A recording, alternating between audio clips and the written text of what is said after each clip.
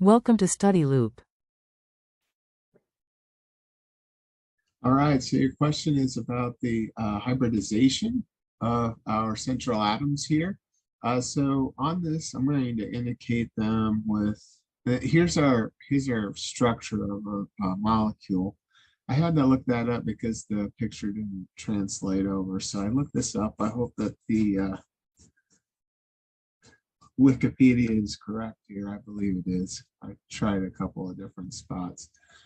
So let me just highlight the ones that we're going to do. We've got a central atom here, one, two. We got one over here, I guess we could do as well. No, actually, that's not a central atom. That's just the alcohol.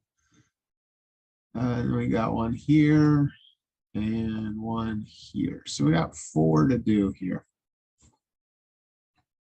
And I don't know if they want us to do the nitrogen and the oxygens. We could look at those, but I don't think that's the point of this. I think they want us to look at these four central atoms here on the carbon chain.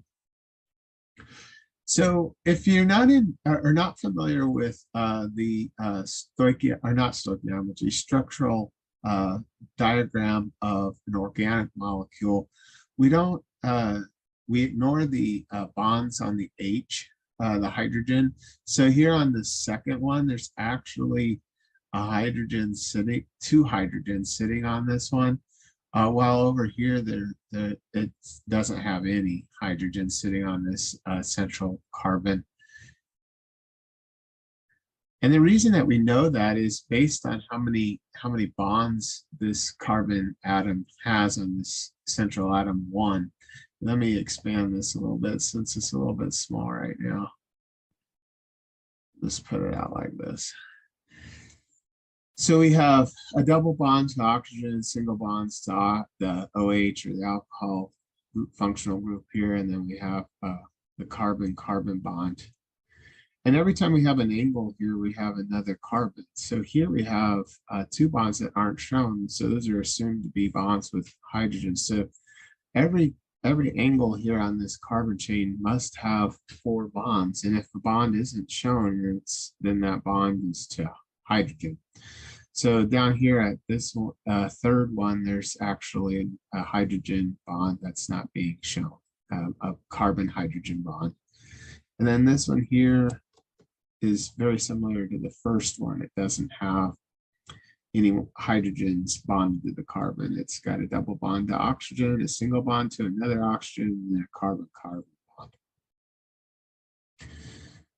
All right, so let's look at the hybridization. Hybridization is basically comes down to what's the in my chemistry class we called it the effective pairs.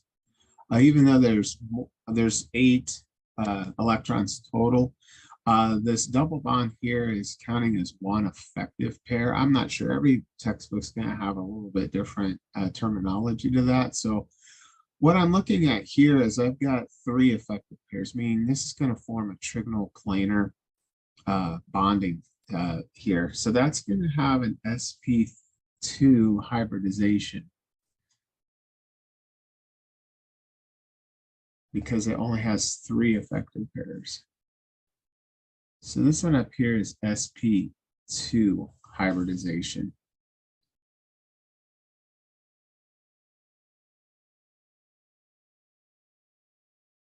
This one down here is the same. Notice it's got a double bond here, so that's counting as one effective pair, and then we have another 2. So it's 3 effective pairs again. So that one's a sp2 as well down here. Now number 2 and 3, those are actually 4 effective pairs because it's 4 single bonds. So we're going to say that's the normal trigonal, not trigonal, tetrahedral pattern.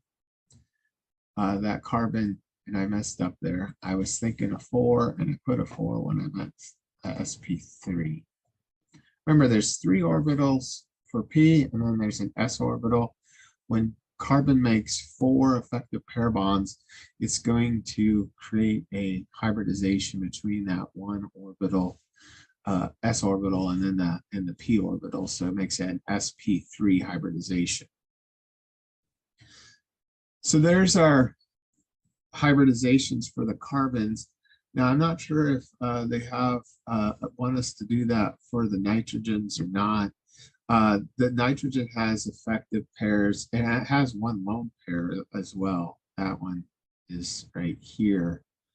So if we were to expand this out, and I don't know if this is going beyond what you need, but I'll do this real quickly here. If I was going to expand what this is actually having happen on this nitrogen,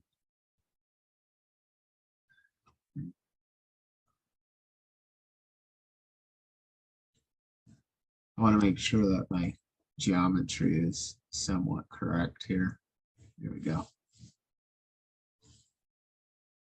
So I'm expanding this out just to show my work. The nitrogen has a lone pair over here, and then it has 3 bonds. So it actually has 4 effective pairs. So it actually has an sp3 hybridization also. Over here, what we have is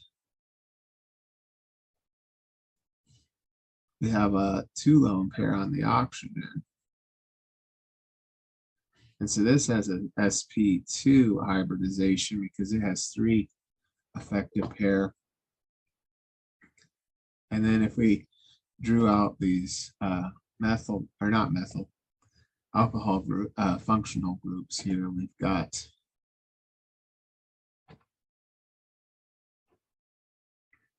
an oxygen, and this is a bent molecule, or bent geometry, because it has 2 lone pairs.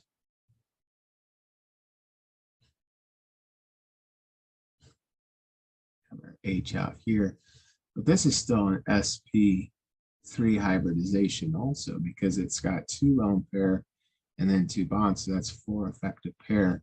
Same with this alcohol over here. So I'm not sure, I might be going a little bit too far because these aren't central atoms on the actual carbon-carbon chain. But I do know this 1, 2, 3, 4 that we did first. Those are the ones that they're really focusing on. Now, if we were to come up with what the angles are, which is just to extend this out to what might be happening next, this is a 120-degree angle over here. And this one, if I remember my tetrahedron or tetrahedral, it's 109.5. And then this one's less than that. I can't remember what the repulsion is on these. Same with this one. This one's less than the tetrahedral. The reason why it's less than is because the lone pairs are repelling those other bonds. Same with this over here. This is less than. So this is just an extension beyond what the question's asking for. But I always thought that the molecular geometry of the substance was an interesting topic. This one here, even though it looks like it's a 120, is actually 109.5 again.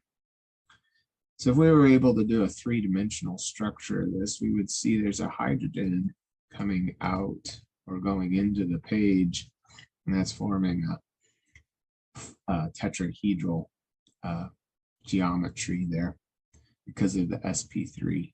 So sp2 makes trigonal planar, sp3 makes tetrahedral, and then sp, that would be 180. And then well, there's nothing below sp, but I hope that was helpful. Let us know if you have any other questions.